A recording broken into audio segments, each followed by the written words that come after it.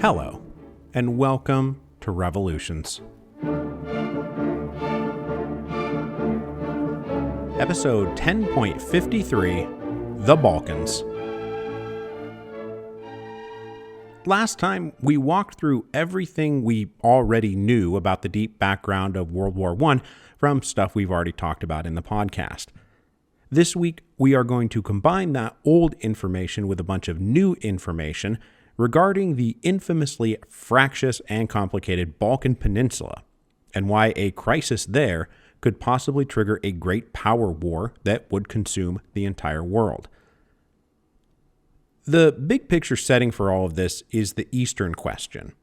And the Eastern question is, what is going to happen now that the Ottoman Empire is clearly in collapse? Imperial power games are very zero-sum. If one empire recedes, another empire advances. That's how it works. By the late 19th century, Britain, France, Austria-Hungary, Germany, and Russia all believed that they could take advantage of the situation. For the Russians, advancing at Ottoman expense was a centuries-old game. Since the time of Peter the Great, the Russians had steadily advanced south, fighting nearly a dozen different wars with the Turks in the process.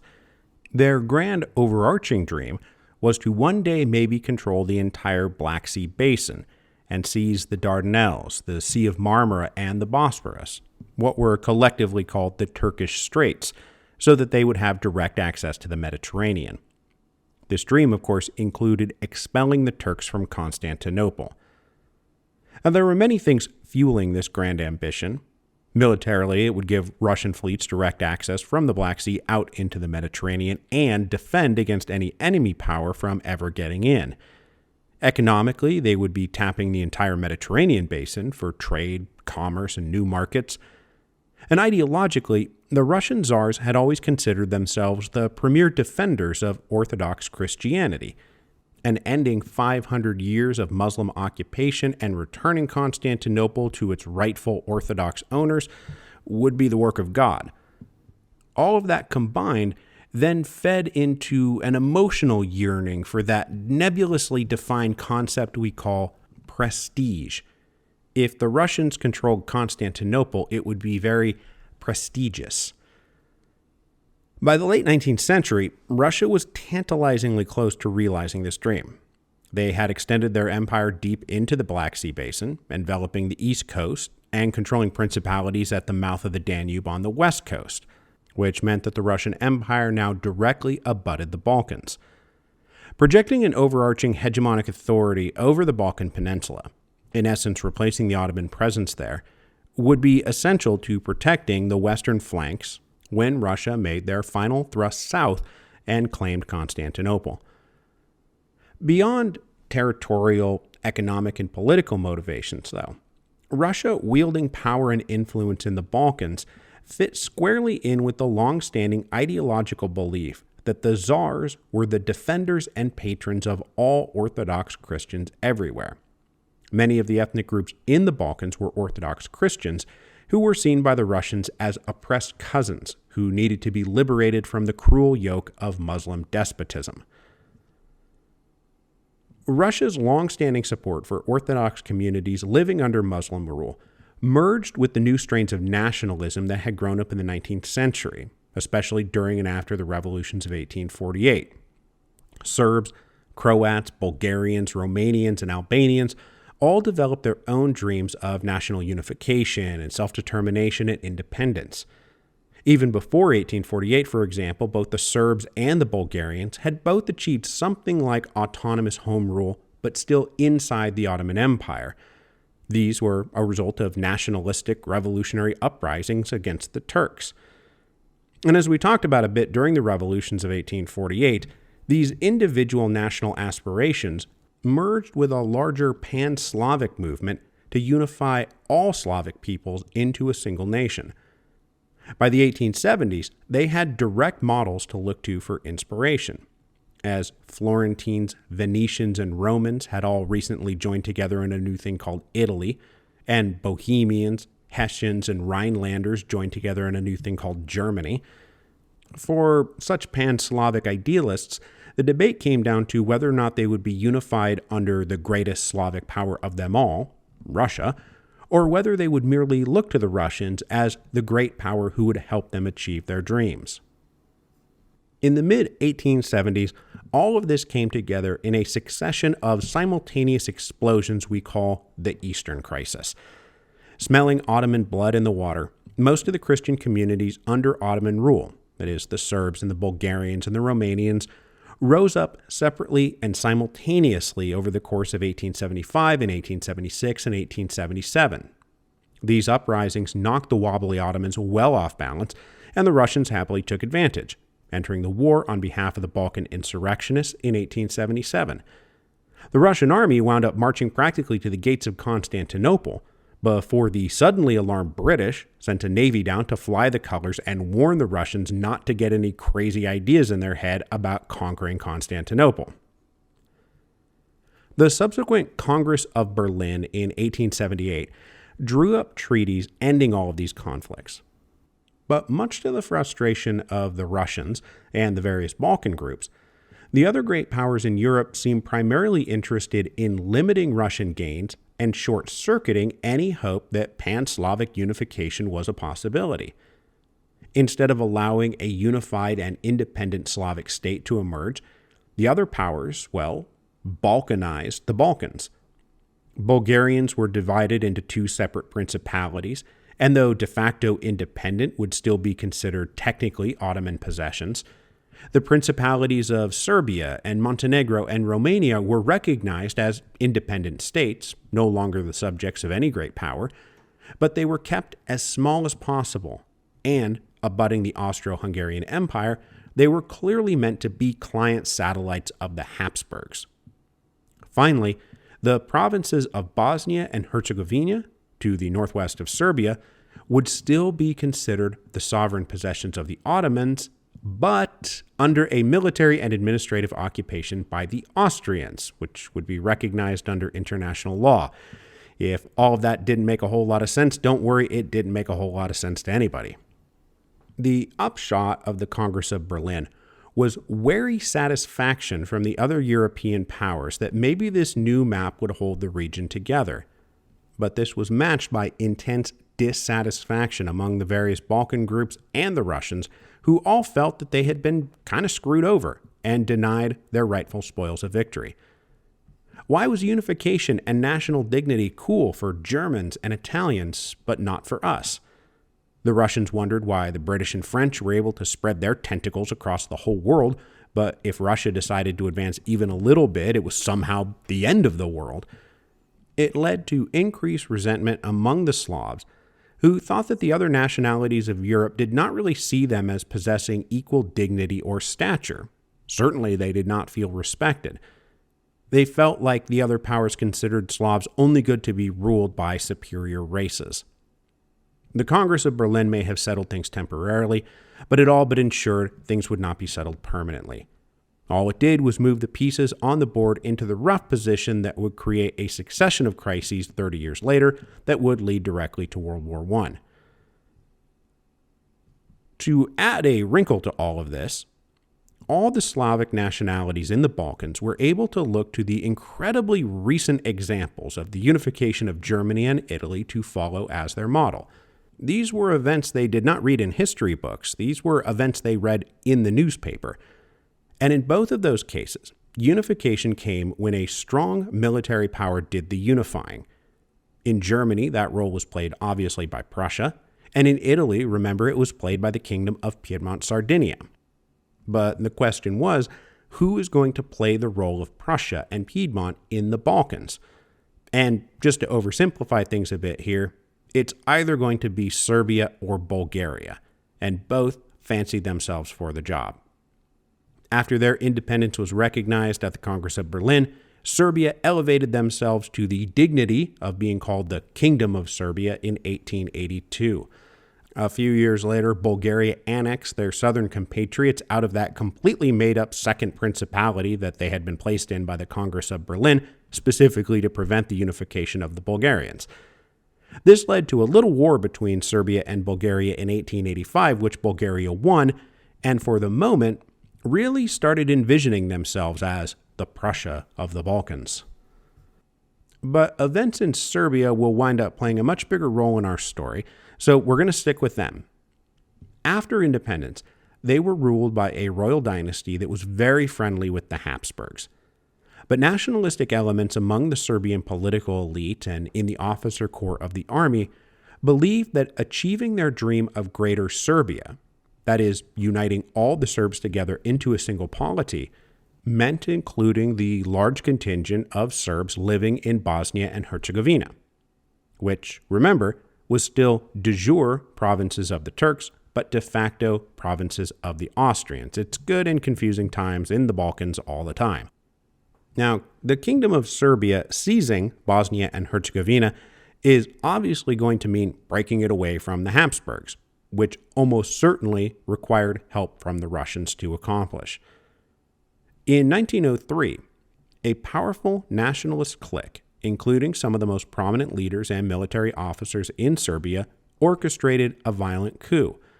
They assassinated their pro-Habsburg king and queen, as well as several government ministers, and installed a new dynasty who had close ties to Russia.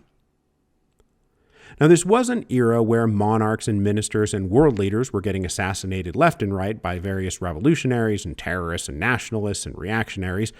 The turn of the 20th century, for the record, was a very hazardous time to be a political leader, as it seems like somebody somewhere was likely planning to drop a bomb in your lap or fire a few rounds into your chest, as we have seen repeatedly over in Russia.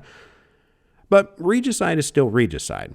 And in the wake of the coup, Serbia found itself very isolated diplomatically by the other powers.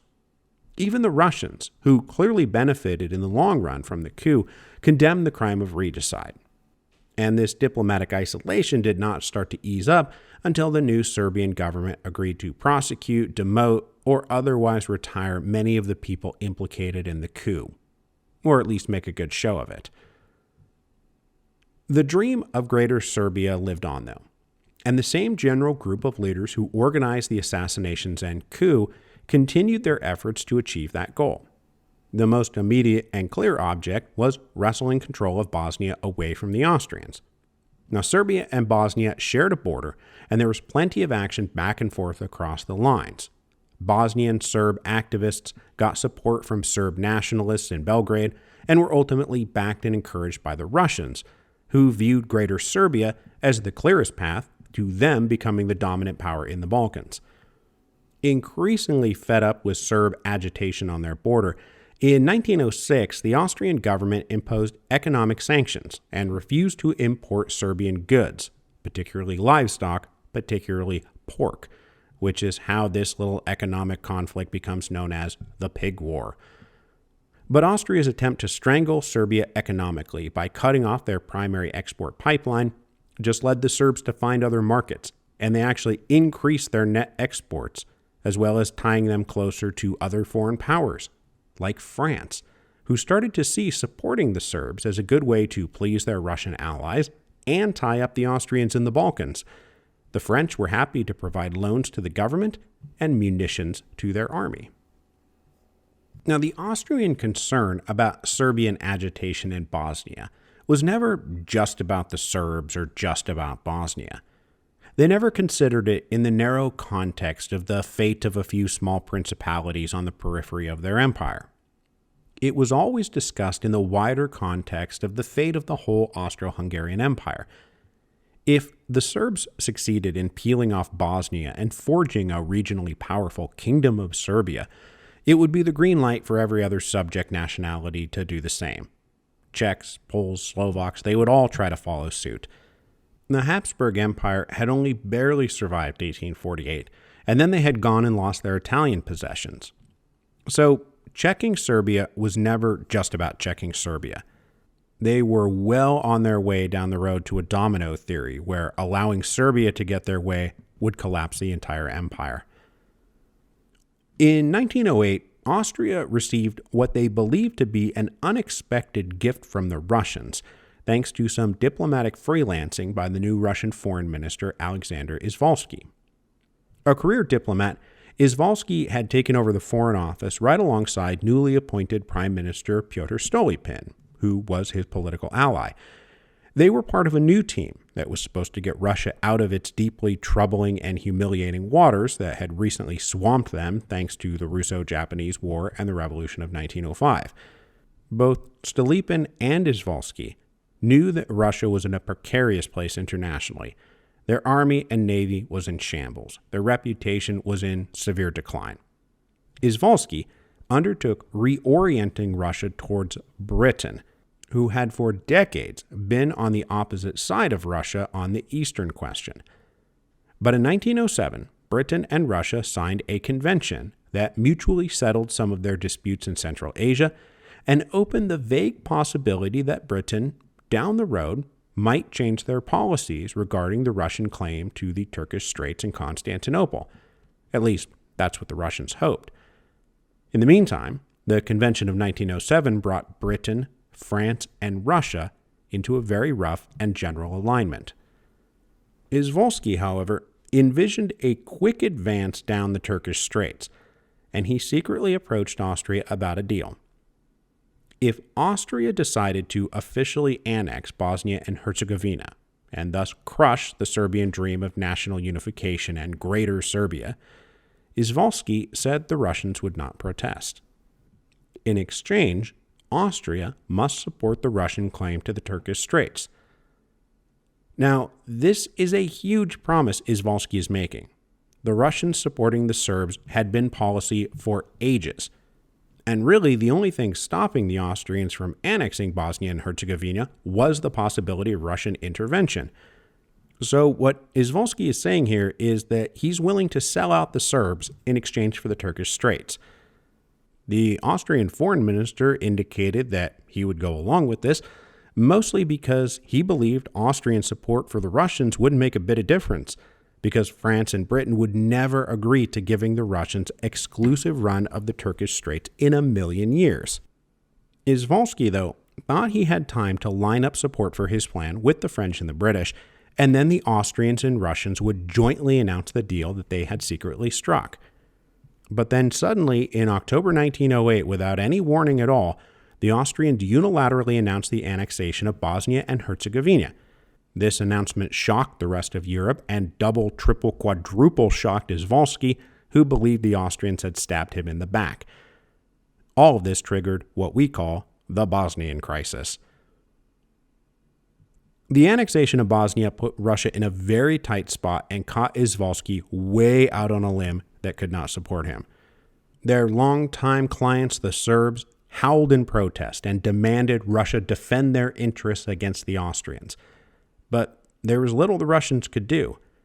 They were in no position politically or militarily or financially to get drawn into a war against Austria in the Balkans. Now, the military did start preliminary war mobilization, but then Germany stepped in and issued a blunt ultimatum to Russia that they better accept the annexation or face war with Austria and Germany. Meanwhile, Izvolsky had created just enough scandalous evidence that he had agreed to sell out the Serbs that he was more or less blackmailed into not protesting the annexation, even though Russia now received basically nothing in return. So Russia accepted the annexation of Bosnia and made no further protests and rattled no more sabers. The Tsar was personally furious at how everyone around him had behaved, especially because they now made Russia look so duplicitous and weak. Izvolsky was soon enough removed from his position as foreign minister and demoted to being a mere ambassador again. But critically, they made him ambassador to France, where he spent every waking moment in Paris promoting the Russian and French alliance against the Germanic Central Powers who had betrayed and humiliated him on a personal level in 1908. These things, too, helped start wars. The Serbs were not content to sit back and just let all this happen, though.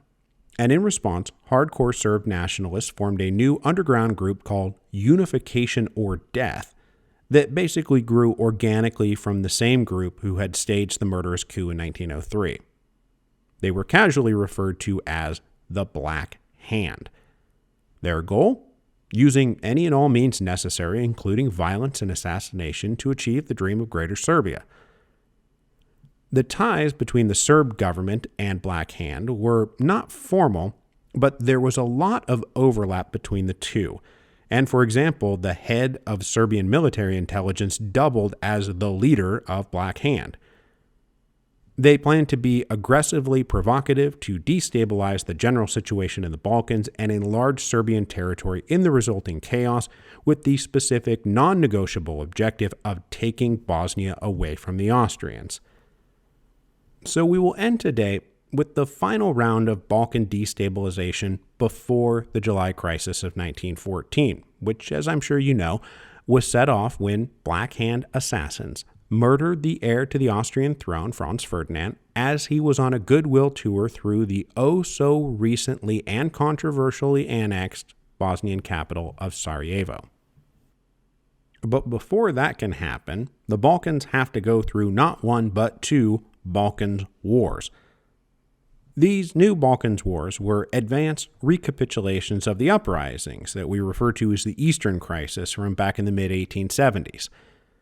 The Balkans Wars exploded in 1912 because in 1911, the Italians had launched a successful invasion of what is now Libya and peeled it away from the tottering Ottoman Empire. The reason this is relevant is because none of the other great powers in Europe protested or came to the Turks' defense. They just let Italy do it. Germany and Austria were formal allies of Italy, and the British and French were now lining up with the Russians in what everyone was clearly understanding to be a post-Ottoman world. It did not take long for the nations in the Balkans to decide the time had come to toss the Turks out of Europe once and for all and divide their remaining territory amongst themselves. In 1912, Serbia, Montenegro, Bulgaria, and Greece formed the Balkan League. And after agreeing in advance to what a rough post-Ottoman map of the Balkans would look like, they declared war on the Turks. The combined forces of the Balkan League all but expelled the Ottomans from their last foothold in Europe. None of the other great powers got into this conflict. Russia was still not ready to fight another war. Their military experts predicted they would not be ready until at least 1917, though they certainly welcomed an aggressive Slavic uprising. The Austrians, meanwhile, were caught flat-footed and couldn't mobilize quick enough to get troops into the field to defend their interests, and by that I mean stop Serbia from getting any bigger. But even if they had been able to get into the war, it's not clear they would have, since that would have surely brought in the Russians, whether they were ready for war or not. And this time, crucially, the Germans indicated to the Austrians that there was no support in Germany for a war in the Balkans. So if Austria started fighting, they would fight alone. This left Austria mighty miffed at their allies in Germany, who weren't supporting them as they tried to contain a grave and unstable threat on their border. Germany walked away well aware that Austria was miffed at them, and since Germany's main interest was not being isolated and left to stand alone against France and Russia, they resolved that in the future they would be far more vocal about standing by Austria, if for no other reason than to prove to Austria that Austria should stand beside Germany.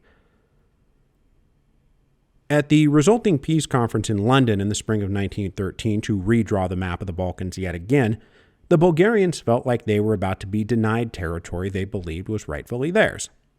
Now, they also happened to believe that they were bigger and stronger than the rest of the Balkan League combined, and declared war on their erstwhile allies in June 1913 to get a better deal at the conference table.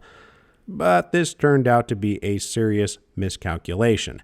The rest of the Balkan League quickly defeated the Bulgarians in this Second Balkan War, and the Serb armies advanced all the way to the Adriatic Sea.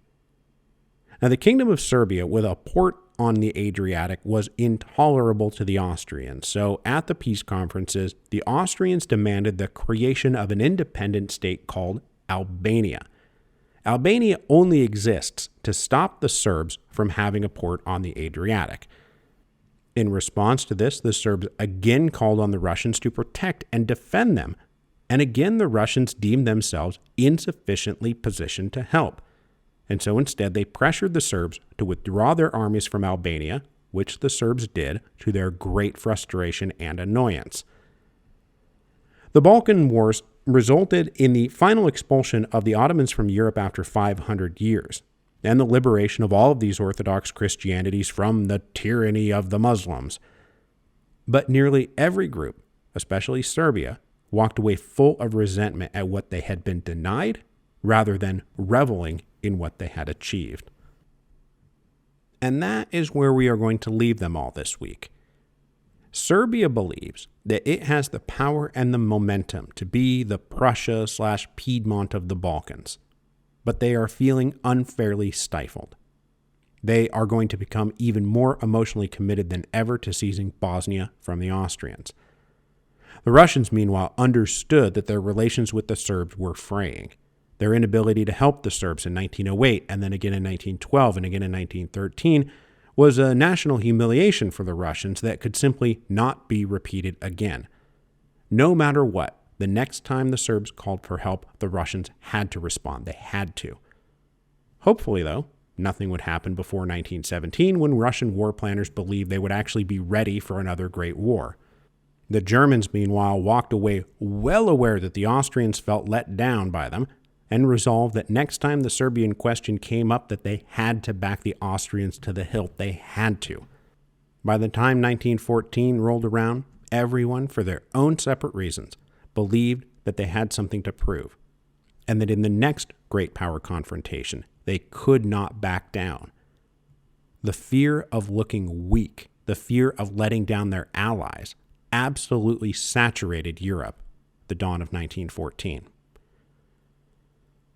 And next week, we will merge these foreign storylines with the domestic storylines back in Russia, because it was not just fears on the international front that worried Tsar Nicholas and his ministers, but also they had fears at home.